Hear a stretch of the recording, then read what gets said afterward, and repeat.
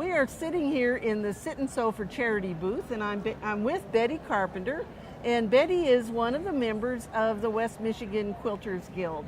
That's the guild that works with us on this quilt show, and we couldn't do it without them, believe me. But Betty, we're sewing some small quilts here, and tell me what we're sewing and what we're going to do with them. We call them Dolly Quilts. They're meant to go to the Santa Claus girls, usually accompanied with a doll, and they distributed them to youngsters that probably wouldn't have very much at Christmas. Okay, and so these will be given away then at Christmas time. They will be given away, yep. Well, and so if you're here at the show, we're in booth 1835, and it's very simple sewing. We're sewing 4 patches and 9 patches together to make these small quilts. They're 18 inches square.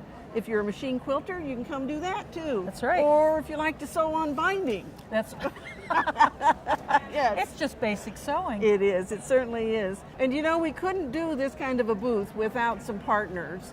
Juki has provided the sewing machines, Hobbs bonded fibers, the batting, Wonderfill has provided our thread, and Havel Sewing has provided the cutting equipment. And so we thank all of them, and we all know it's for a really good cause. Well, and I know this isn't the only charity group project that your group does. Tell us about your crib quilt project. Okay, we call it the tie that binds.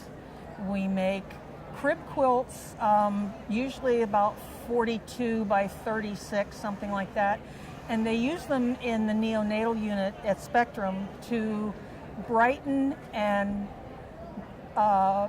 they use them on the isolettes for kind of warmth as well. And we've done quite a few in the past few years. I think the number was 2,400 at one point. We have a lot of individual bees that's one of their goals, is each member makes so many of these quilts a year. Well, and I understand that the parents get to pick out that quilt and then they get to take it home with them. That's right. And sometimes, unfortunately, you've got babies that don't make it, and parents might keep those as a memento, or they might keep them with the baby.